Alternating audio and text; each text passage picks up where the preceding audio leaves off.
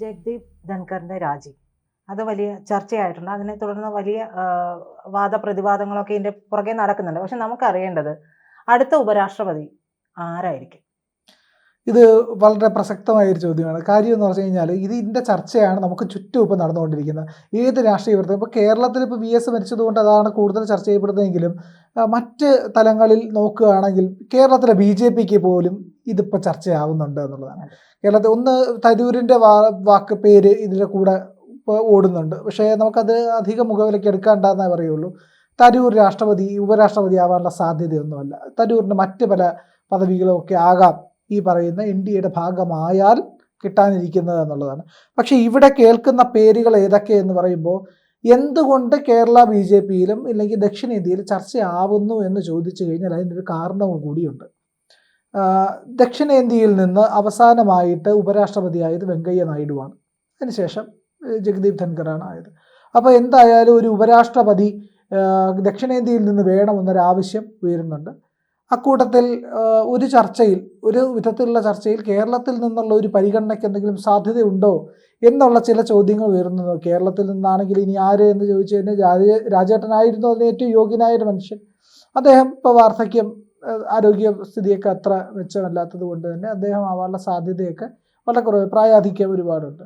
പിന്നെയുള്ള സീനിയർ നേതാക്കളിലൊന്ന് കുമ്മനം രാജശേഖരനാണ്. അദ്ദേഹം ആവുമോ, ഇല്ലെങ്കിൽ താല്പര്യമുണ്ടോ, ഇല്ലെങ്കിൽ ആ നിലയ്ക്ക് വരുമോ എന്നുള്ളതിനൊക്കെ, ഇല്ലെങ്കിൽ അങ്ങനെ അത് എന്തെങ്കിലും പരിഗണിക്കുന്നുണ്ടോ എന്നുള്ളത് പോലും നമുക്കറിയില്ല. അപ്പോൾ കേരളത്തിൽ നിന്നൊരു ഉപരാഷ്ട്രപതി വേണമെന്ന ആവശ്യം പല ഘട്ടങ്ങളിലായി നിൽക്കുന്നു. അതിപ്പോഴും BJPയുടെ കേരള ഘടകത്തിലും ഇപ്പോൾ ദക്ഷിണേന്ത്യയിലൊക്കെ സജീവമായിട്ട് കേന്ദ്രത്തിനടുത്ത് എത്തിയിട്ടുണ്ട് എന്നുവരെയുള്ള കാര്യം നമുക്ക് സൂചനകൾ ഏതാണ്ട് കിട്ടിയിട്ടുണ്ട്. എന്തായാലും ദക്ഷിണേന്ത്യയിൽ നിന്നാവണമെന്നുള്ള ഒരു ആവശ്യം ഉറപ്പിച്ച് പറയാൻ വേണ്ടി കഴിയും. കാരണം BJPയുടെ 2 സഖ്യകക്ഷികളിൽ ഒന്ന് ദക്ഷിണേന്ത്യയിൽ നിന്നാണ്, നമുക്കറിയാവുന്നുള്ള കാര്യമാണ്. മറ്റൊന്ന് ഈ പറയുന്ന ബീഹാറിൽ നിന്നാണ്. അപ്പോൾ എവിടെ നിന്നായിരിക്കും എന്നുള്ളതാണ്. മുൻപത്തെ, അതായത് കഴിഞ്ഞ കേന്ദ്ര സർക്കാരിൻ്റെ കാലത്തുള്ളതുപോലെയല്ല ഇപ്പോൾ 2 പ്രധാനപ്പെട്ട ഘടകകക്ഷികൾ NDAയിലുണ്ട്. അവർ പ്രബലരുമാണ്. അപ്പോൾ അവരുടെ വാക്കുകൾക്ക് കൂടി മുഖവില കൊടുക്കേണ്ടി വരും. ചിലപ്പോൾ തിരഞ്ഞെടുപ്പിലേക്ക് വരുമ്പോൾ തന്നെ ഒരു പക്ഷേ ഈ പറയുന്ന സ്ഥാനമാനങ്ങൾ എങ്ങനെയൊക്കെ വിഭജിക്കണം എന്നുള്ളതിനകത്ത് ഒരുപക്ഷെ പറഞ്ഞിരിക്കും ഉപരാഷ്ട്രപതി ആർക്കാണ്, ഞങ്ങൾക്കായിരിക്കാം എന്നൊക്കെയുള്ള ഒരു ഇതുണ്ടായിരിക്കാം എന്നുള്ളതാണ്. അപ്പോൾ ഇതിനകത്ത് പറഞ്ഞു കേൾക്കുന്ന പ്രധാനപ്പെട്ട, അങ്ങനെ ഈ പറയുന്ന സഖ്യകക്ഷികൾക്കൊപ്പമാണ് പറയുന്നതെങ്കിൽ കേന്ദ്ര കൃഷി വകുപ്പ് സഹമന്ത്രിയും NDA സഖ്യകക്ഷിയായ JDUവിൻ്റെ രാംനാഥ് താക്കൂറിനെയാണ് അവരെ പ്രധാനമായിട്ട് പറഞ്ഞു കേൾക്കുന്നതെന്നാണ്.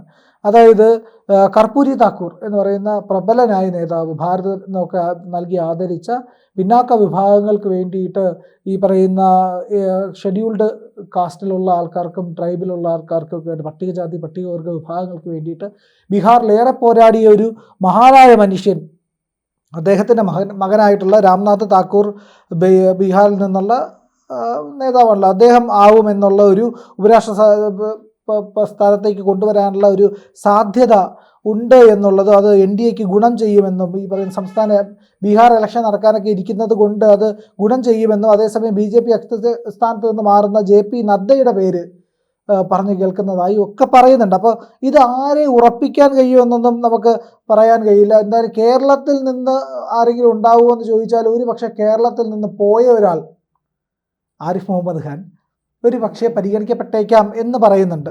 അപ്പോൾ അത് കേരളം നേരിട്ടല്ലെങ്കിലും കേരളത്തിൽ വന്ന ഒരാൾ എന്നുള്ളത് കൊണ്ട് അങ്ങനെ വരാനുള്ള സാധ്യതയുണ്ടോ എന്ന് കേൾക്കുന്നുണ്ട്. ഹരിവൻഷ് നാരായൺ സിംഗിൻ്റെ പേര് കേൾക്കുന്നുണ്ട്. മുക്താർ അബ്ബാസ് നഖ്വിയുടെ പേര്, ഒരു മുസ്ലിം സൈഡിൽ നിന്നുള്ള ആളാണ്, ന്യൂനപക്ഷ വിഭാഗത്തിൽ നിന്നുള്ള അദ്ദേഹത്തിൻ്റെ പേര് കേൾക്കുന്നുണ്ട്. അങ്ങനെ ഇതിപ്പോൾ നിതീഷ് കുമാറിൻ്റെ പേരാണ് നമ്മൾ ആദ്യഘട്ടത്തിൽ കേട്ടത്. നിതീഷ് കുമാറിനെ ഉപരാഷ്ട്രപതി ആക്കുമെന്നുള്ള നിലയ്ക്കൊക്കെയാണ്. പക്ഷേ അതിനുള്ള സാധ്യത വളരെ കുറവാണ്. നിതീഷ് കുമാറിന് അത്രയ്ക്കും കണ്ട് ഒതുങ്ങാനുള്ള ഒരു താല്പര്യമൊന്നും ഉള്ള ആളല്ല. 5 വർഷത്തേക്ക് ഒരുപാട് വിഷയങ്ങളുണ്ട്. അപ്പോൾ മാറ്റേണ്ടത് BJPയുടെ ഒരു ആവശ്യം കൂടി ആയതുകൊണ്ട് ചിലപ്പോൾ എന്ന് പറയാം. പക്ഷേ എന്തായാലും ഉപരാഷ്ട്രപതിയെ തിരഞ്ഞെടുക്കാൻ ഈ പറയുന്ന NDA ഘടകകക്ഷികളുടെയൊക്കെ തന്നെ സഹകരണം വേണം ഉപരാഷ്ട്രപതിയെ തിരഞ്ഞെടുക്കാനൊക്കെ തന്നെ. അപ്പോൾ ഇതൊക്കെയാണ് ഇതിനകത്ത് പ്രധാനപ്പെട്ട കാര്യങ്ങൾ. ജൂലൈ 26-ന് ആരാകും സ്ഥാനാർത്ഥി എന്ന കാര്യത്തിൽ NDA യോഗം ചേർന്ന് തീരുമാനിക്കും. ആ യോഗത്തിൻ്റെ കാര്യങ്ങളാണ് നമുക്ക് അവിടുന്ന് ഇവിടുന്ന് കിട്ടുന്ന വിവരങ്ങളാണ്. അപ്പോൾ കേരളത്തിലെ ആൾക്കാർ പറയുന്നുണ്ട് ദക്ഷിണേന്ത്യയിൽ നിന്ന്, കേരളത്തിൽ നിന്നായില്ലെങ്കിൽ ദക്ഷിണേന്ത്യയിൽ നിന്നെങ്കിലും ഒരു നേതാവ് വേണം. അതിൻ്റെ പ്രധാനപ്പെട്ട ഒരു കാര്യം എന്ന് പറഞ്ഞു കഴിഞ്ഞാൽ അണ്ണാമലൈ അടക്കം ഈ ആവശ്യം നേരത്തെ ഉന്നയിച്ചിരുന്നു. എന്തായാലും BJPക്ക് കേരളത്തിൽ നിന്നുള്ള പ്രാതിനിധ്യം ഇപ്പം 4 MP രാജ്യസഭയിലുണ്ട്. ഒന്ന് PT Usha, George Kurian, Sadanandan master അടക്കം 3 പേര് രാജ്യസഭയിലും സുരേഷ് ഗോപി MP ലോക്സഭയിലുമുണ്ട്. അങ്ങനെ കേരളത്തിൽ നിന്ന് BJPക്ക് 4 MP അവരിൽ ഒരാൾ സഹമന്ത്രിയും കൂടെയാണ് ജോർജ് കുര്യൻ. അപ്പോൾ ഇത്തരത്തിൽ വലിയ പ്രാതിനിധ്യം ദക്ഷിണേന്ത്യൻ സംസ്ഥാനങ്ങൾക്ക് BJP ഇപ്പോൾ കൊടുക്കുന്നുണ്ട്.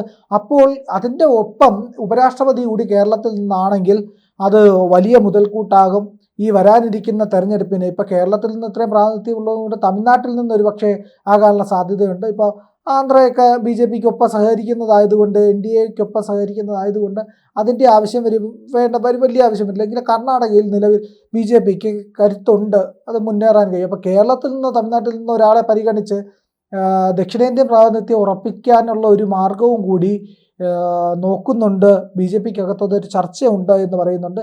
എന്തായാലും പിന്നാക്ക സമുദായത്തിൽ നിന്നായിരിക്കാൻ എല്ലാ സാധ്യതയുണ്ട്. കാരണം SC ST പട്ടികജാതി പട്ടികവർഗ വിഭാഗത്തിൽ നിന്നുള്ള ആൾക്കാർക്കായിരിക്കും ഇതിൻ്റെ ഏറ്റവും പ്രധാനപ്പെട്ട ഒരു നറുക്ക് വീഴുക എന്നുള്ളത് കൊണ്ട്. അപ്പോൾ കേരളത്തിൽ നിന്നായാൽ അതാരായിരിക്കും എന്നുള്ളൊരു ആകാംക്ഷ കൂടി വരുന്നുണ്ട് എന്നുള്ളതാണ് പ്രധാനപ്പെട്ട കാര്യം. എന്തായാലും ശശി തരൂരിനെ അങ്ങനെ ഒരു പോസ്റ്റിലേക്ക് ഒതുക്കാൻ BJP ശ്രമിക്കില്ല. തരൂരിന് ആക്റ്റീവായിട്ടുള്ള, അത് കുതിച്ചു നിൽക്കുന്ന ഒരു പോസ്റ്റ് തന്നെയായിരിക്കും കൊടുക്കുക.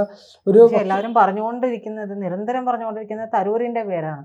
തരൂർ എനിക്ക് തോന്നുന്നു ഇപ്പോൾ തരൂർ ഇത്രയും ചേർന്ന് നിന്ന് സംസാരിക്കുകയൊക്കെ ചെയ്യുന്നത് ഉപരാഷ്ട്രപതി സ്ഥാനത്തേക്കാണെങ്കിൽ തരൂരിന് കോൺഗ്രസിൽ നിന്ന് ഇറങ്ങാതെ തന്നെ ഉപരാഷ്ട്രപതി സ്ഥാനത്തേക്ക് പോവാം. BJP പിന്തുണച്ചാൽ മതിയല്ലോ. അതെ, ഇലക്ഷനിൽ നിൽക്കുന്നത്. അപ്പോൾ കോൺഗ്രസ് ഉറപ്പായിട്ട് പിന്തുണയ്ക്കും. ആ ഉപരാഷ്ട്രപതി മറ്റൊരാളായാൽ കുഴപ്പമൊന്നുമില്ല. പ്രതിപക്ഷത്ത് നിന്നുള്ള ഒരാൾ ഉപരാഷ്ട്രപതിയായി എന്ന് പറഞ്ഞാൽ ഒരു കുഴപ്പമില്ല. അപ്പോൾ പ്രത്യേകിച്ച് BJPയെ ചേർന്ന് നയിക്കുന്ന തരൂരിനെ ആക്കി കഴിഞ്ഞാൽ കൂടുതൽ ഡെമോക്രാറ്റിക് ആകാനുള്ള സാധ്യതകളും ഉണ്ട് എന്നുള്ളതാണ് ഇതിനകത്ത് പ്രധാനപ്പെട്ട. സ്വതന്ത്ര കാൻഡിഡേറ്റ് ആയിട്ട് നിന്നാലും മതി.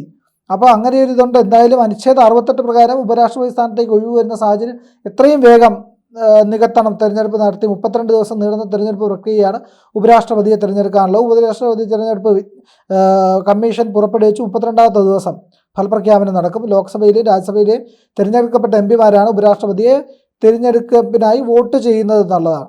അപ്പോൾ ഇപ്പോൾ ഈ പറയുന്ന 67 പ്രകാരമാണ് ഉപരാഷ്ട്രപതി 5 കൊല്ലത്തേക്ക് തിരഞ്ഞെടുക്കുന്നത്. അനുച്ഛേദം വൈസ് പ്രസിഡന്റ് എന്ന് പറഞ്ഞിട്ടൊരു സെക്ഷൻ തന്നെ കോൺസ്റ്റിറ്റ്യൂഷനിലുണ്ട്. പ്രസിഡന്റ് കഴിഞ്ഞാൽ ആരായിരിക്കും എന്നുള്ളത് വളരെ ജനിപ്പിക്കുന്ന ഒരു കാര്യം തന്നെയാണ്. കാരണം ഇന്നിപ്പോൾ നിതീഷിന്റെ പേര് പറഞ്ഞതുപോലെ ഞാൻ കേട്ട് മറ്റ് നാഷണൽ ഡെയിലീസ് ഒക്കെ നോക്കുമ്പോൾ കണ്ടത് JP നദ്ദയുടെ താല്പര്യം അത് കേട്ടിരുന്നു. അത് അങ്ങനെ ഒരു സാധ്യതയുമുണ്ട്. പക്ഷേ ഇവിടെ മറ്റൊരു പ്രധാനപ്പെട്ട കാര്യം എന്ന് പറഞ്ഞു കഴിഞ്ഞാൽ സമുന്നതരായ മറ്റ് നേതാക്കളുണ്ട്. ശിവരാജ് സിംഗ് ചൗഹാനെ പോലുള്ള ആൾക്കാർ കൊണ്ട്. അപ്പോൾ അതുപോലുള്ള നേതാക്കളൊക്കെ ഉള്ളത് കൊണ്ട് തന്നെ ആര് വേണമെങ്കിലും ആകാം ഈ പറയുന്ന പ്രസിഡന്റ് സ്ഥാനത്തേക്ക് എന്നുള്ളതാണ്. അതൊരു ദക്ഷിണേന്ത്യക്കാരനാകട്ടെ മലയാളിയായാൽ കൂടുതൽ സന്തോഷം.